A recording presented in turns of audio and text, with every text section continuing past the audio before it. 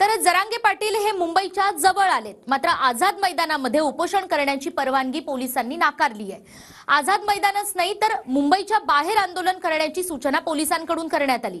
मात्र जरांगे पाटील हे मुंबईमध्ये येण्यावर ठाम आहेत। त्याचाच आढावा घेणारा हा रिपोर्ट आपण पाहूयात।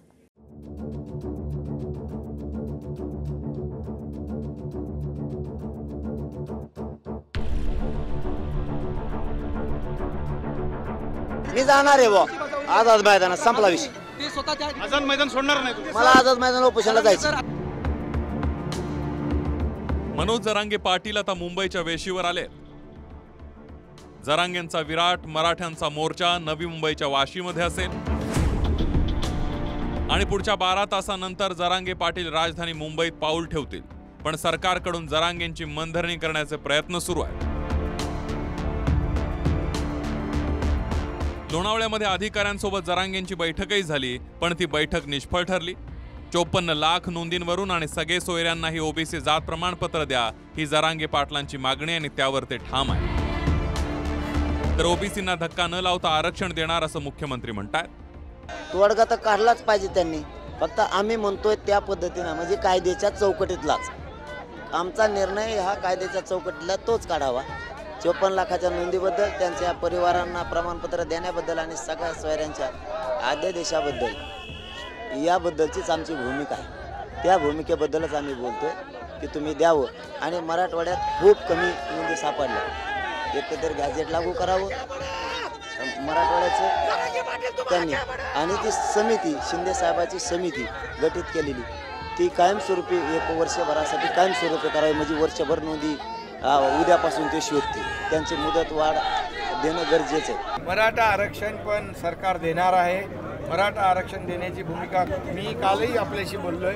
सरकारची भूमिका कालही तीच होती, आजही स्पष्ट भूमिका आहे।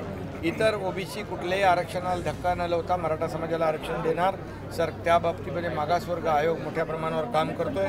1,40,000 लोक 3 शिफ्टमध्ये काम करतायत। सर्वेचं काम जोरात सुरू आहे। कुणबी नोंदी ज्या सापडत आहेत त्याचे प्रमाणपत्र देण्याचं काम तिकडे सुरू आहे। योजना ज्या आहेत योजना देण्याचं काम सुरू आहे।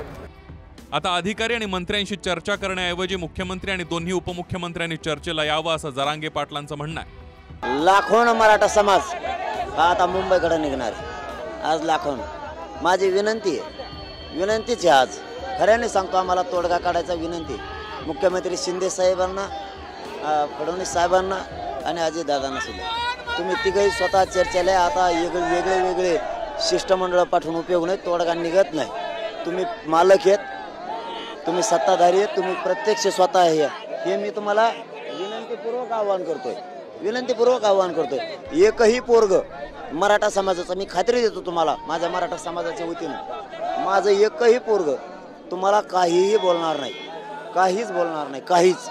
तुम्ही बिनधास्त चर्चेला या आणि तोडगा मुंबईला यायच्या आत काढा।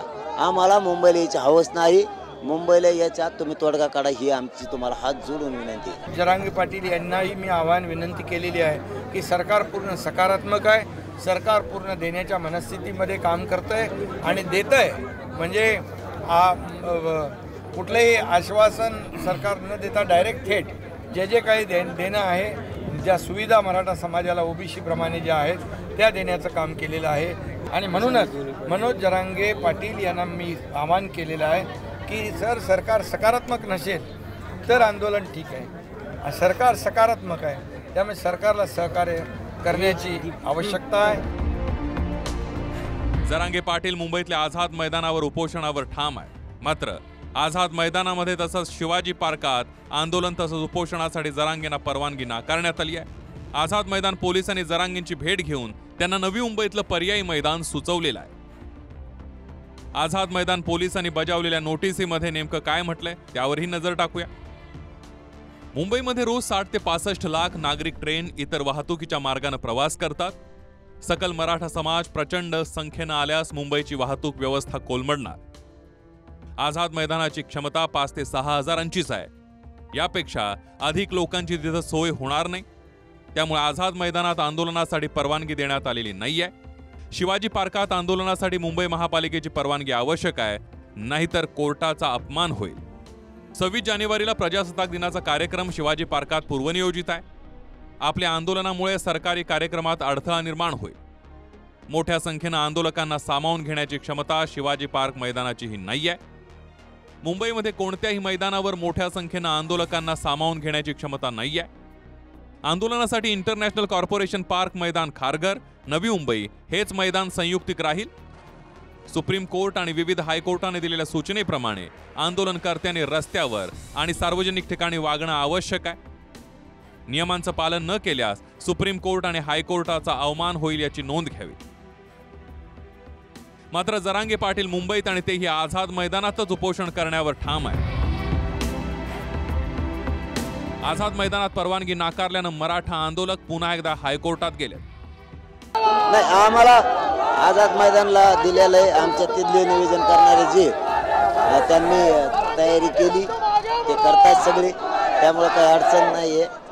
मान्य न्यायालयाने ज्या काय सूचना केल्यात ते आता वकील बांधवाकडे आम्ही पाठवलं. आमचे वकील बांधव मान्य न्यायालयात जाऊन न्यायमंदिर आम्हालाही न्याय देईल.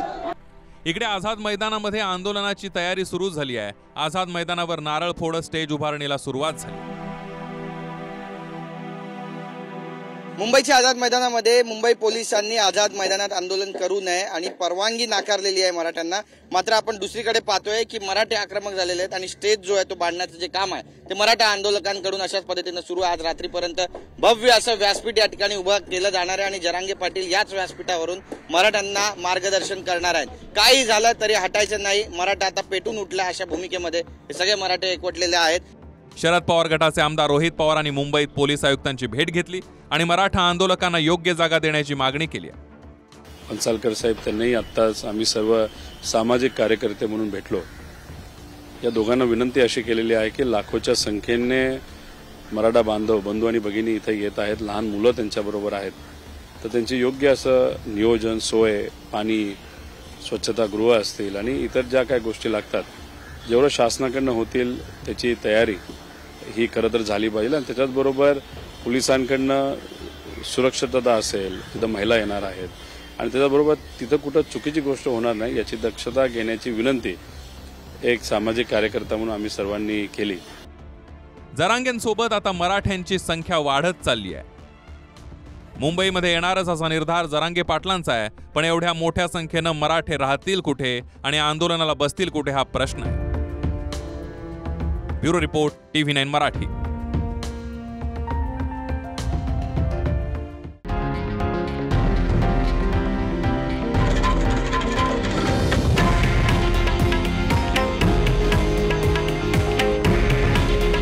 हे आहे देशातील नंबर 1 न्यूज नेटवर्क आणि आपण पाहत आहात TV9 मराठी. काळजी तुमची, हित महाराष्ट्राचं.